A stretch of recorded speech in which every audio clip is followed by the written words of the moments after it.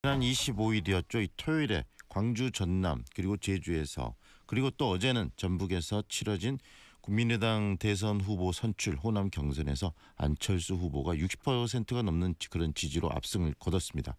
이번 국민의당 호남권 경선 투표 결과를 좀 분석해 보고요. 또 오늘 치러지는 더불어민주당 호남 순회 경선 이야기 한번 들어보겠습니다. 조선대학교 정치외교학과 공진성 교수 연결돼 있습니다. 안녕하세요, 교수님. 예, 안녕하십니까? 네, 먼저 이 지난 25일 치러진 광주, 전남, 제주의 이 국민의당 대선 경선 이야기를 좀 해봤으면 좋겠는데 안철수 후보 굉장히 높은 지지를 받은 것 같아요. 어떻게 보십니까? 예, 어느 정도 예상됐던 결과입니다. 예, 안철수 후보가 사실 이제 거의 재수에 가까운 대선 후보이기도 하고요. 네. 그리고 이제 다른 후보들이 대선 경선에 뛰어든 지 얼마 되지 않았기 때문에 사실 안철수 후보의 압도적 승리는 예상되었었고요. 다른 두 후보가 자신들을 미래와 연결시키기에는 좀 많이 개인적 매력도 부족했던 것이 아닌가 이렇게 생각합니다. 네, 그렇다면 안철수 후보가 이렇게 큰 승리한 부분에 대해서 특별한 어떤 장점이나 이유가 있었을까요? 글쎄요, 일단은 그 당 내에 있는 후보들 중에서는 네. 이미 가장 이제 언론에 많이 노출되어 있었고 또 현역으로 전 대표이기도 하고 활동을 오래 했기 때문에도 당연히 앞서는 것은 당연한 일이었고요. 제가 보기에는 오히려 그 2012년도에 누렸던 인기에 비하면 네. 그렇게 압도적인 수준은 아니라는 생각도 듭니다. 그래서 꾸준히 언론의 집중적 조명을 받아왔던 것도 생각하면 나올 만큼 나온 결과가 아닌가 이렇게 생각합니다. 네. 그리고 어제 이 전북 지역의 순회 경선 이야기도 좀 들었으면 좋겠는데 전북도 이 전남보다도 안철수 후보의 득표율은 더 높았던 것 같아요. 예, 그러니까 상대적으로 이제 박주선 후보가 표를 얻는 능력이 훨씬 이제 부족했기 때문에 네. 이제 안철수 후보가 얻는 양이 더 많았다고 볼 수 있겠습니다. 3만여 명이 참여했는데 그 중에서 이제 72% 정도를 안철수 후보가 차지했고 손학규 후보가 한 24% 그리고 이제 박주선 후보가 2.74%를 차지했으니까요. 여기에서도 이제 안철수 후보의 대세가 확인됐다고 볼 수 있겠습니다. 네. 그런데 국민의당 이번에 경선의 모습을 보면서 기존의 경선과는 좀 다른 모습을 취했는데 보통 그 당 경선을 보면은 당원들 중심으로 이렇게 경선들이 이루어지지 않습니까? 하지만 이번에는 당원이 아닌 전체 이 국민들을 대상으로 이렇게 오픈 경선을 했단 말이에요. 이런 경선의 어떤 모습에 대해서는 교수님 보시면서 어떤 생각이 드셨어요? 예, 기본적으로 이제 모든 유권자들이 다 미리 이제 참여할 수 있도록 개방하는 그런 이제 오픈 프라이머리 형식이 이제 흥행에 도움이 된다고 일단 우리나라에서는 이제 여기고 있기 때문인데요. 네. 꼭 그것이 흥행이나 대선 승리로 직결된다고 인과적으로 생각하기는 어려울 것 같습니다. 이제 다만 이제 국민의당 입장에서는 민주당과의 경쟁 관계에서 더 참여 폭을 넓혀야 될 유의는 분명히 있었는데 그런데 이제 한 가지 주의할 점은 네. 이번 일단 20% 여론조사가 포함되어 있는 것 때문에도 100% 완전 국민경선제라고 보기는 어렵고 그다음에 이제 두 번째는 실제로 지금 아직까지는 비당원 참여자가 얼마나 되는지 공개가 안 되고 있습니다. 네. 그런 의미에서 이제 제도는 그렇게 열어놨는데 정작 100% 당원만 참여했다면 그것을 완전 국민경선제라고 말하는 것은 의미가 없겠죠.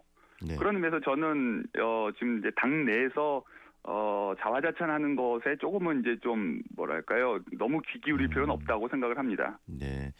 일단은 당에서도 실질적으로 예상했던 인원을 훨씬 이렇게 넘어서 많은 사람들이 참여하는 것을 보고 좀 고무된 측면도 좀 있는 것 같다는 생각이 좀 들더라고요. 그러니까 아마도 당은 애초에 이제 기대치를 좀 낮게 잡은 것 같습니다. 네. 그래서 이제 그 광주, 전남, 제주도에 있는 당원의 숫자가 원래 한 7만 정도 된다고 그러고 전북 지역의 당원이 한 3만 정도 된다고 그러는데 지금 경선 참여자 숫자를 보면 이제 대체적으로 당원들이 거의 다 참여한 정도의 수치거든요. 네.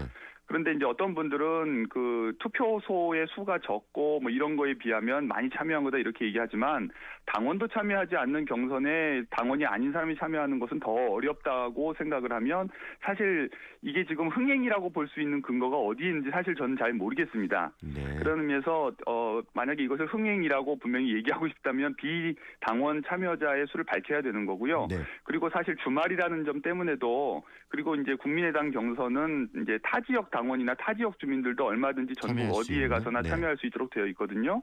그래서 이게 이제 주말을 이용해서 이제 전국에서 이제 그 핵심 당원들이 많이 와서 이제 돕고 하면서 참여해서 이 수가 높아진 것도 있을 수 있기 때문에 네. 아직은 이제 물론 이제 이 초반에 그런 식의 흥행이 잘 된 걸로 홍보를 해야 이후 이어질 수 지역에서 있는 흥행이 거니까. 이어질 수 있기 때문에 나름 당 차원에서 공을 들인 것 같습니다. 네. 이번에 그 경선의 결과를 좀 더 깊게 분석을 했으면 좋겠는데 안철수 후보의 이런 호남에서 압도적 지지 이제 다른 경선 지역에서도 계속 이어질 수 있을 거라고 보십니까?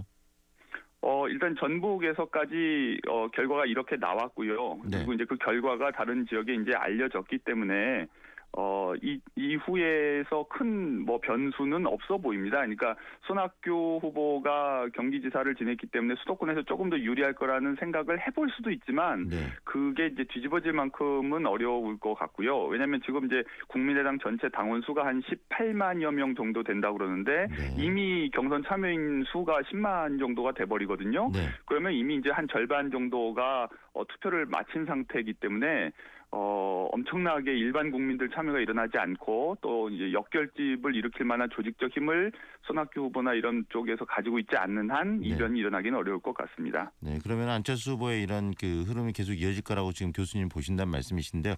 중요한 그렇습니다. 건 교수님 이런 것 같아요. 이 경선을 통해서 안철수 후보가 그 후보로 확정이 된다 하더라도 중요한 것은 이제 본선 경쟁력일 텐데 현재 여론조사를 보면 지지율이 그렇게 높지 않거든요.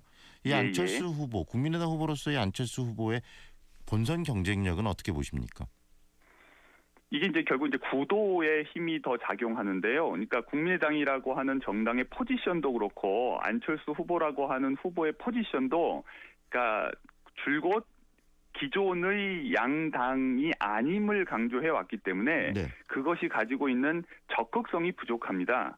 네. 그래서 이미 이제 한쪽 축이 양당 구도에서 이른바 이제 반패권을 주장하면서 나왔을 때 박근혜 대통령 후보나 문재인 후보와 같은 그런 쪽이 아닌 제3지역을 이제 노렸는데 한쪽 축이 무너지면서 그 뭐랄까 적극성도 이제 좀 별로 의미가 좀 약해졌고 그래서 지금 그 안철수 후보의 뭐랄까요 개인의 이 매력으로 네. 이 모든 것을 돌파하는 것은 어렵고 구도의 힘이 앞으로 어떻게 작동하느냐에 달려 있는 것 같습니다. 구도의 힘이라는 말씀하셨는데 이 앞전에 이전 대통령 선거 때도 뭐 박근혜 대통령 전 대통령이죠. 그때 뭐 후보로 나왔을 때 그런 얘기 잠깐 언급 방금 하신 것 같은데 구도의 힘을 이야기하셨는데 그러면 안철수 지금 전 대표가 항상 이야기하는 게 문재인 더불어민주당 와 자신의 대결이라고 얘기를 1대1 하죠. 구도 이야기를 많이 하지 않습니까? 그런 구도를 말씀하시는 건가요?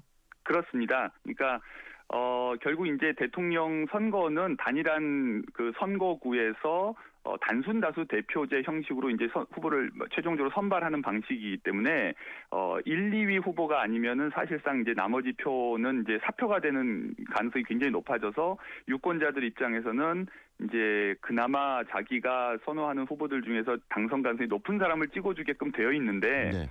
이런 이제 심리가 과거에는 이제 진보 진영이나 좌파 진영 유권자들 사이에서 발동이 됐었습니다. 네. 그래서 30년이 넘게 사실 호남 지역 유권자들은 그런 의미에서 전략적 투표나 비판적 지지를 해왔죠. 네. 그런데 문제는 지금 상황은 이제 그쪽보다는 중도 우파 보수 진영에 있는 유권자들이 전략적 투표나 비판적 지지를 해야만 그런 구도가 성립이 되거든요. 네. 그런데 이제 이쪽 유권자들이 어떻게 움직일지가 지금 보면은 무응답으로 남아 있는 것 같아요. 다수 유권자들이. 그래서 이 구도가 과연 안철수 후보가 의도하고 원하는 대로 움직일지는 아직 미지수인 것 같습니다. 그 말씀이시구나. 그렇다면은 오늘 이제 더불어민주당 경선이 이 광주에서 시작이 됩니다. 더불어민주당 경선의 주요 포인트, 관전 포인트는 어떤 것이 있다고 보십니까?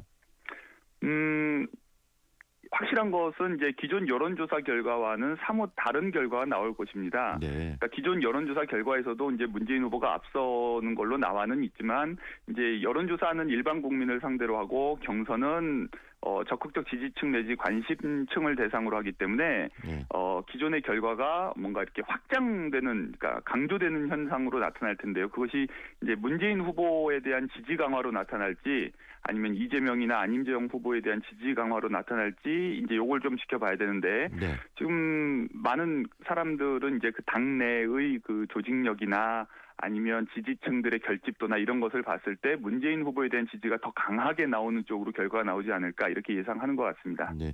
최근에 이 더불어민주당 그 SNS 통해 그 여러 가지 뭐 그 투표 결과가 일부 유출된 현장 투표 결과가 그런 이야기 예, 논란이 예. 좀 있었는데 그런 부분이 오늘 경선에 영향을 좀 줄까요? 그다지 영향은 없을 것 같습니다. 그러니까 뭐랄까 이제 그게 중요한 사실 비중도 굉장히 적고요. 네. 그것이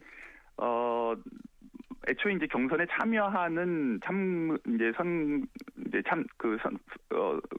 참가자들, 유권자들은 네, 참가자들은 이제 어느 정도 지지 여부가 결정된 사람들이지 네.